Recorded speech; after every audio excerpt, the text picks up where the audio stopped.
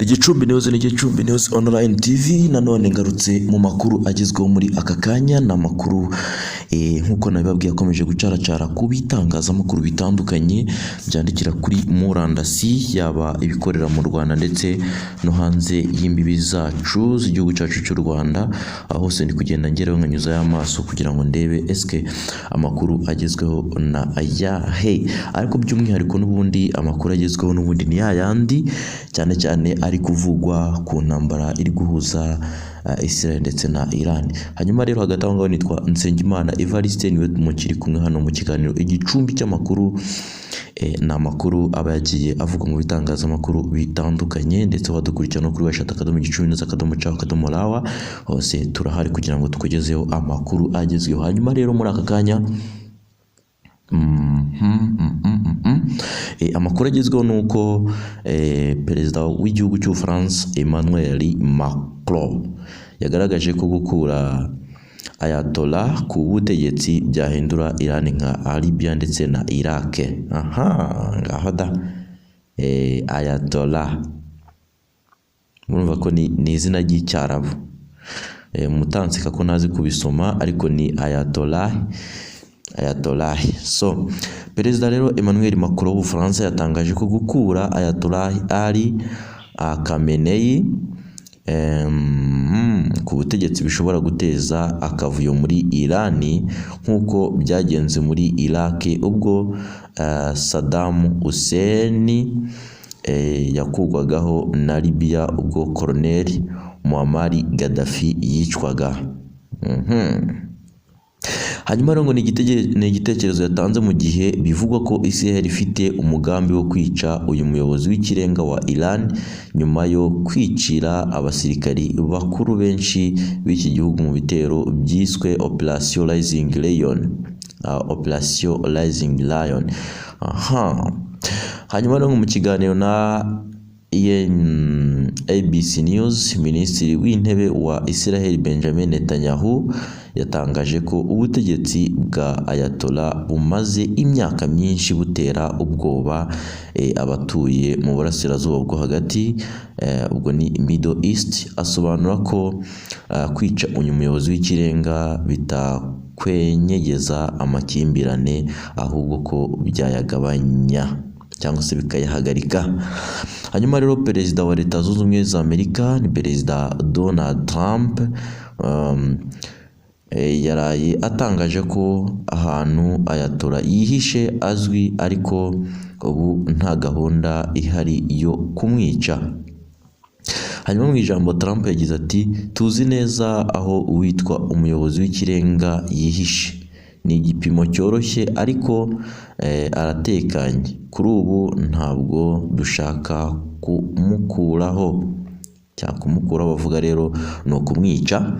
Hanyuma rero perezida w'Ubufaransa nawe Emmanuel Macron yagaragaje ko gukura Ayatollah ku butegetsi hifashishijwe ibitero bya gisirikari byaba ari ikosa rikomeye. Ati ikosa rikomeye ryaba gukoresha ibitero bya gisirikari mu guhindura ubutegetsi kubera ko byateza akavuyo.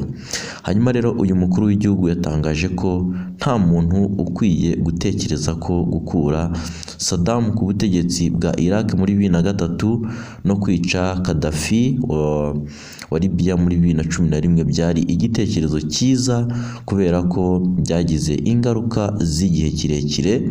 Ubwo ndavuga kuri Libya, na n'ubu ngubu ingaruka z'uko Gaddafi yishwe ziracyahari, ndetse no kuri Iraq muri 2003 umutegetsi wariho Saddam Hussein kuva yakwicwa nabwo muri iki gihugu bwose ntabwo kiragira umutekano, nyaboneka nabwo haracyari ingaruka z'uko aba bayobozi bishwe. Hanyuma rero mu ijambo rye perezida Emmanuel Macron yagize ati, ese hari utekereza ko ibyakozwe muri Iraq muri 2003 byari igitekerezo cyiza?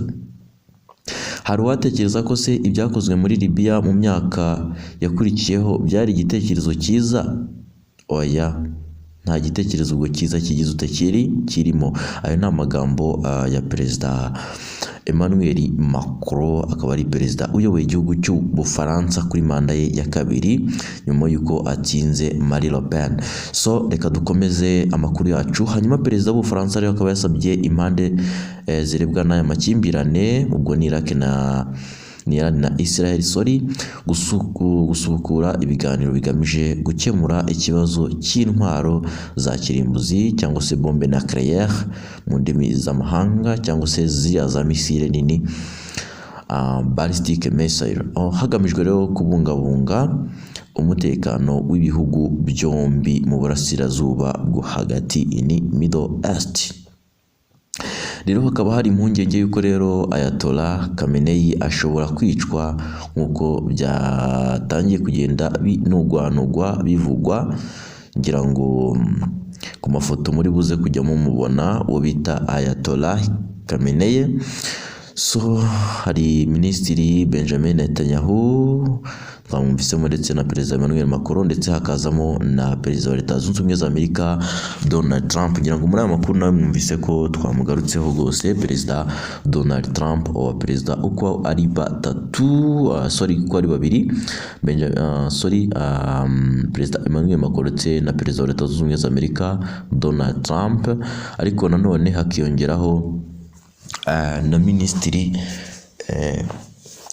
Benjamin Netanyahu, akaba Minisitiri w'intebe w'igihugu cya Israel. So dore nguko rero aya niyo makuru twari tubafitiye muri aka kanya. Ngenda cyari n'ubundi Evariste nk'ibisanzwe kugira ngo nkugezaho amakuru agezweho. So icyo usabwa rero n'ubundi ni ukudukurikira. Maze iminsi mbabwira yuko muri iyi minsi ndahari kugira ngo nkugezeho amakuru yose agezweho kugira ngo ibintu bikomeze kugenda neza. So rero ntabatindiye, reka mbe mfasha akaruhuko njye gutegura andi makuru agezweho kugira ngo nayo uyamenye. Mbonye mu bitangazamakuru mbona amamenyesha cyangwa se notification cyangwa notification